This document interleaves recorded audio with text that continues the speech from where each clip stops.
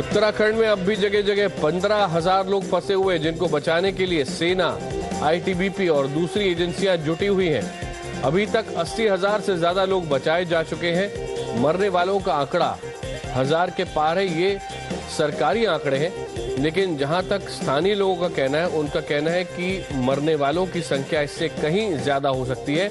और आप देख रहे हैं इन विजुअल्स में किस तरह लोगों को बड़ी दिक्कतों से वहां तक पहुंचे हैं वो। उसके बाद सेना और आईटीबीपी उनको वहां से पहाड़ से नीचे उतारकर सुरक्षित इलाकों की ओर ले जा रहे हैं। इनमें कई छोटे छोटे बच्चे और कई ऐसी महिलाएं और पुरुष भी हैं जिनकी उम्र बहुत ज्यादा है, और उनको बचाकर सुरक्षित इलाकों की ओर लाया जा रहा है सड़क के रास्ते। उत्तराखंड में आपदा से निपटने में कोई कसर नहीं छोड़ी जाएगी। जी मीडिया से एक्सक्लूसिव बातचीत में वित्त मंत्री पी चिदंबरम ने कहा है कि पैसे की कमी आड़े नहीं आने दी जाएगी।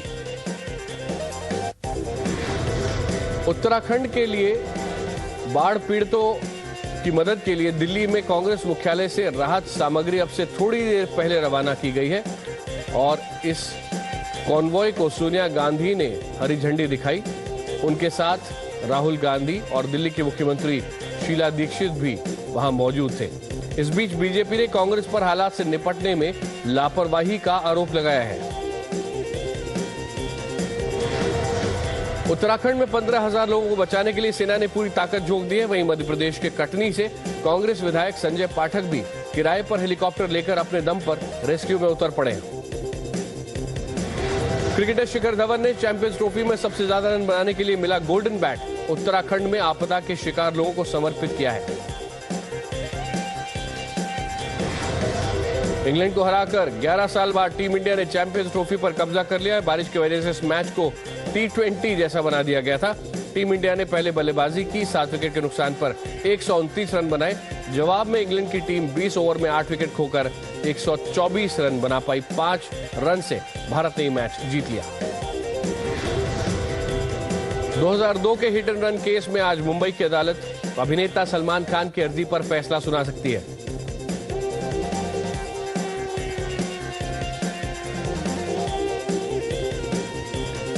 सेशंस कोर्ट आज यह तय करेगी कि सलमान के ऊपर से केस हटाया जाए या नहीं। भारत दौरे पर आए अमेरिकी विदेश मंत्री जॉन केरी आज प्रधानमंत्री और विदेश मंत्री सलमान खुर्शीद से मुलाकात करेंगे।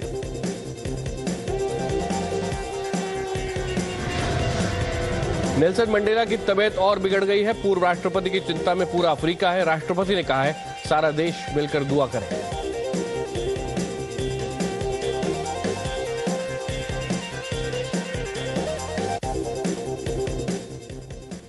उत्तराखंड में तबाही को आए 8 दिन हो चुके हैं।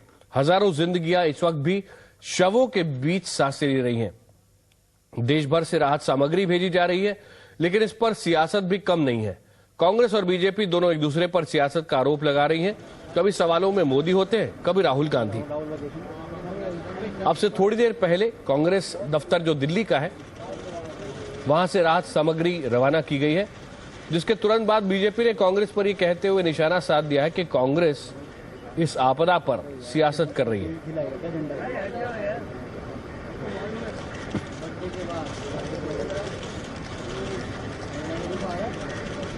बीजेपी ने यह कहते हुए कांग्रेस पर निशाना भी साधा है कि जब उत्तराखंड में लोग मुश्किल में थे तो कांग्रेस उपाध्यक्ष राहुल गांधी कहां थे। जब पूरा देश दुखी था, पूरा देश चिंतित था, तो उस समय वो जानना भी चाहता था, पूछ भी रहा था कि वो युवराज कहाँ है। तो पता लगा वो युवराज इस देश में नहीं है, बल्कि 7 समुंदर पार कहीं है। उसी समय कांग्रेस कह रही थी कि भारतीय जनता पार्टी वाले और मोदी जी डिजास्टर टूरिज्म पे गए हुए हैं। तो राहुल गांधी जी किस टूरिज्म पे गए हुए थे वो तो नहीं बता पाएंगे कांग्रेस पार्टी वाले, क्योंकि वो बताना उनके लिए मुश्किल है। तो ये लगातार आरोप प्रत्यारोप का दौर बीजेपी और कांग्रेस के बीच चल रहा है, और कांग्रेस इससे पहले ये भी सवाल उठा चुकी है कि बीजेपी क्यों इस मामले को लेकर राजनीति कर रही है। बीजेपी ने ये मांग की थी कि इस पूरे संकट को राष्ट्रीय आपदा घोषित किया जाए, लेकिन गृह मंत्री सुशील कुमार शिंदे ने वो मांग खारिज कर दी थी। उन्होंने कहा था कि सारे कदम पहले से उठाए जा रहे हैं, राष्ट्रीय आपदा घोषित करने से कुछ हासिल नहीं होगा। और उत्तराखंड में राहत और बचाव कार्य में किसी भी तरह के पैसे की कमी नहीं आने दी जाएगी, ये कहना है वित्त मंत्री पी चिदम्बरम का। जी मीडिया संवाददाता दिनेश शर्मा ने चिदम्बरम से खास बातचीत की। राहत सामग्री जो उत्तराखंड भेजी जा रही है उसी बारे में मेरे साथ बात करने के लिए वित्त मंत्री पी चिदम्बरम। चिदम्बरम साहब, ये जो राहत सामग्री भेजी जा रही है इस पर राजनीति हो रही है, दूसरे ये कहा जाए कि मुख्यमंत्री द्वारा, तो आप इसको कैसे देखते हैं? There is no politics in this. Every party will mobilize its resources to send relief to the people of Uttarakhand. The Congress party, being the largest party in the country, the party of government, is obliged to mobilize its resources and send relief material. There is no politics in it. We are just trying to help the Uttarakhand government. ये कहा जा रहा था कि मौसम खराब है और अभी भी काफी लोग वहां पर फंसे हुए हैं, तो आपको लगता है कि केंद्र सरकार और दूसरी सरकारों को वहां पर मदद करनी चाहिए? It's wrong. See, what has happened is a tragedy of very vast proportions. I'm told something like 38,000 square miles have been flooded.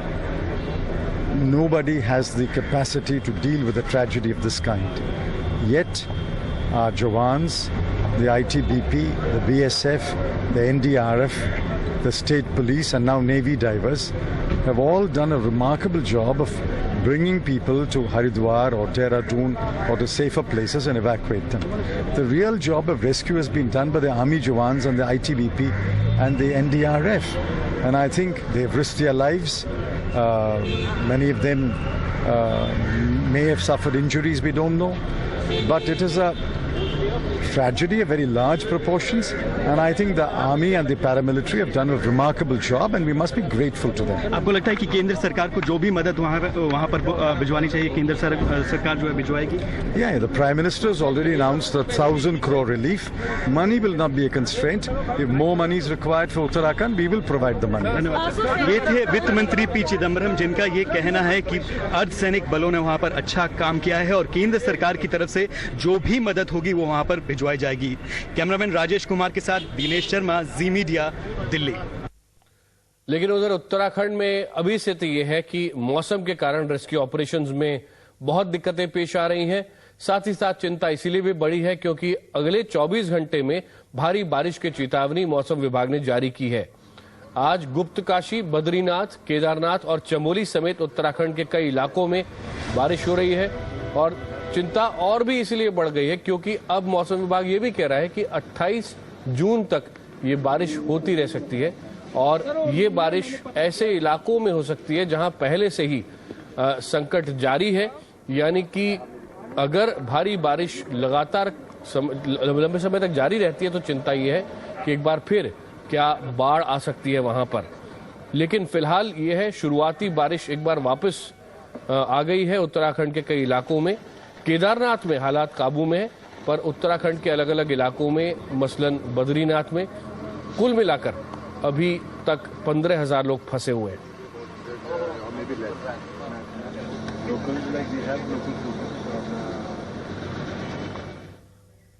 तो आइए देखिए कि मौसम विभाग क्या कह रहा है। We are expecting rains. We have already forecast rains for the next 24 hours. And in fact, the rains are likely to continue till 28th. And however, I mean, the most affected areas like Uttarkashi, Chamoli, Rudraprayag may not get that kind of heavy rains.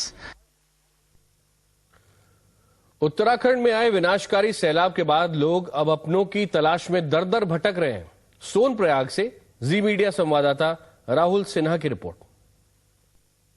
मौसम विभाग का कहना है कि कल से केदारनाथ में जबरदस्त तरीके से बारिश हो सकती है और ये कई दिन तक रहेगी, लेकिन इस सब के बीच में लोग दूर दूर से यहाँ पर पहुंच रहे हैं और कोशिश कर रहे हैं केदारनाथ जाने तक की। हालांकि रास्ता बहुत ज्यादा खराब है। कुछ लोग हैं हमारे पास जहाँ हेलीपैड बने हुए हैं, जहाँ पर कोशिश की जा रही है हेलीकॉप्टर के जरिए केदारनाथ, गौरीकुंड, यहाँ पर जो लोग फंसे उनको लेकर के आने की। कुछ लोग बहुत दूर दूर से पहुंचे हैं अपने नाते रिश्तेदारों की फोटो लेकर, तस्वीर लेकर। कुछ लोगों ने इस तरीके से पोस्टर छपवाए हुए हैं और छोटे छोटे बच्चे हैं जो कि मिसिंग हैं, गायब हैं। ये एक सुधांशु ठाकुर और शीतू है, ये इनका बेटा है। इनका बेटा है। आप कहाँ से? विकास नगर से आए हूँ। दिल्ली से नहीं, विकास विकास नगर से बेसिकली हम लोग देहरादून से रहने वाले हैं, लेकिन जॉब करते हैं जैसे पुणे में हो गए, वो माउंट आबू में हम लोग। बच्चा अकेला है और भी इनके साथ में नानी थी इनकी और मम्मी थी इनकी। ये रामबाड़ा में 16 तारीख को अपनी नानी और के साथ में थे। वहां पे जब ये सब जो कुछ हुआ है उसके बीच में ये कोई लोकल एक व्यक्ति था, उनके साथ में इनको लेके गए। बताते हैं अभी हम उनके गाँव से होके आ रहे हैं, बोलते हैं उन्होंने वहीं पर छोड़ दिया था। काफी नेपाली लोग थे और ये सुनने में भी आया काफी वहां पे बहुत लोगों ने मारकाट भी किया, लोगों को लूटा है। मम्मी और नानी के बारे में हाँ, उनको मैं बताऊंगा। कल लोग हम लोग मिले हैं यहीं पे, यहाँ के ग्रामीण जो लोकल लोग हैं उन्होंने जो व्यवस्था की है, उन्होंने अनाउंसमेंट किया, वहां पे जाके हमारा परिवार तो मिल गया, लेकिन ये जो बच्चा है वो अभी भी मिसिंग में है।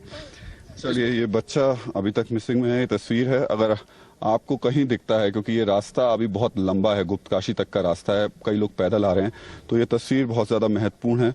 लोग कोशिश कर रहे हैं, खासतौर से इस इलाके में रहने वाले लोग जबरदस्त तरीके से कोशिश में लगे हुए हैं अपने से बिछड़े जो लोग हैं उनको मिलाने के लिए। एक और हैं इनके माता पिता। मेरे पेरेंट्स मोहन जिंदल, मीना जिंदल, मेरे अंकल आंटी गए हुए केदारनाथ। वो 16 तारीख को केदारनाथ में थे, वो नीचे आ रहे थे गौरीकुंड से, उसी रात हादसा हुआ है। वो तब से उनकी कोई खबर नहीं है। हम लोग 10 लोग आए हुए हैं यहाँ गुप्तकाशी में, तब से ढूंढ रहे हैं उन्हें, हर कोशिश कर रहे हैं कि वो मिल जाए। पैदल जाने का रास्ता ढूंढ रहे हैं गौरीकुंड में कि कुछ तो बात बने। यहाँ मीडिया वाले हमारी काफ़ी मदद कर रहे हैं। आर्मी के बहुत कम लोग लगे हैं, बहुत लेट आए हैं। आज 7वां दिन है, इन्होंने 6ठे दिन से ना के बराबर हैं। सिर्फ 200-300 लोग लगे हैं। जो मीडिया में खबर ये आर्मी वाले दे रहे हैं 10,000 आदमी लगे हैं, ऐसा कुछ भी नहीं है। सिर्फ 200-300 लोग लगे हैं। कुछ सुविधाएं नहीं है। लोगों की नाराजगी है और लोगों के बीच में उम्मीद भी है, डर भी है। इस बात का डर कि आखिर अपने हैं कहाँ, मिल पाएंगे या नहीं मिल पाएंगे। और उम्मीद है कि शायद मिल जाएंगे, क्योंकि कल दोपहर तक का वक्त है। जो आएगा वो नीचे आ जाएगा। उसके बाद अगर बारिश होती है तो फिर बहुत मुश्किल होगा। कैमरामैन गोपाल के साथ राहुल सिन्हा, जी मीडिया, फाटा।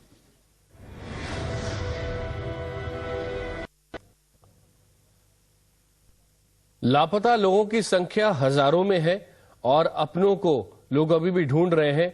क्या वो उन 15,000 लोगों में शामिल है जिनको अभी भी रेस्क्यू किया जा रहा है? ये एक बड़ा सवाल है।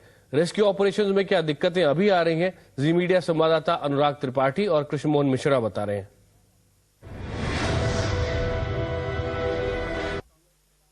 मैं इस समय जोशीमठ एयरबेस पे हूं और जैसा कि आप मेरे पीछे देख सकते हैं कि सारी तैयारियां हैं। जो चॉपर्स हैं, इंडियन एयरफोर्स के हों या प्राइवेट चॉपर्स हों, वो सब रेडी हैं फ्लाई करने के लिए। सारी तैयारियां करी जा चुकी हैं। लेकिन जो सबसे अहम दिक्कत आ रही है, मैं दिखाना चाहूंगा कि जो बादल हैं, आप देखिए, जो बड़े लो क्लाउड्स हैं और यही एक परेशानी का सबब बन रहे हैं। लगातार हो रहा है इस बात का कि ये क्लाउड्स क्लियर हो जाएं। जो जानकारी हमें मिली है उसके मुताबिक अभी बद्रीनाथ में करीब 900 लोग लाइन में लग चुके हैं। आर्मी ने उनको लाइन में लगा दिया है। प्रायोरिटी के हिसाब से जो बुजुर्ग हैं उनको आगे करा है, बच्चों को आगे किया है, बीमार हैं उनको आगे किया है। सारे जो जवान हैं, आप देखिए कि सब तैयार हैं। उन्होंने जो राशन है, जो जाना है बद्रीनाथ पे, उसको लोड कर दिया है।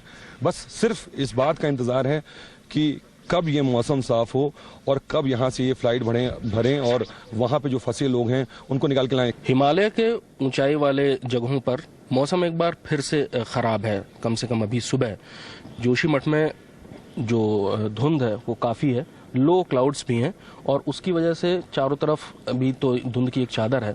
कल भी यही स्थिति थी, तो कल उसकी वजह से लगभग 12 बजे तक हेली ऑपरेशंस नहीं हो पाए। राहत और बचाव कार्य जो हेलीकॉप्टर के जरिए होने थे वो नहीं हो पाए। यहाँ तक कि सेना ने इस चीज़ की घोषणा भी की कि हेलीकॉप्टर के ऑपरेशंस तब तक नहीं शुरू हो पाएंगे जब तक दोबारा मौसम साफ नहीं होगा। लेकिन अच्छी बात ये हुई थी कि 12 बजे तक मौसम साफ हो गया था। आज भी उम्मीद यही की जानी चाहिए कि दिन में 2 घंटे, 3 घंटे, 4 घंटे बाद मौसम साफ हो जाए और हेलीकॉप्टर के ऑपरेशन शुरू कर दिए जाए। फिलहाल जो मौसम है वो थोड़ा सा खराब है। रात को हल्की बूंदाबांदी भी हुई थी। आसपास के इलाकों में बूंदाबांदी हो रही है। जो वैलियां हैं, घाटियां हैं, उनमें बादल भरे हुए हैं। तो हेलीकॉप्टर के ऑपरेशंस तब तक नहीं शुरू हो पाएंगे जब तक कि बादल पूरी तौर पर क्लियर नहीं हो जाते। सवाल यही है कि कितनी देर में मौसम क्लियर होता है और कितनी देर बाद दोबारा हेली ऑपरेशन शुरू हो पाते हैं। अब वक्त है एक ब्रेक का। ब्रेक के बाद जब लौटेंगे तो बताएंगे कि इस आपदा के वक्त में कैसे लोग कह रहे हैं कि सेना ही उनका सहारा बनी।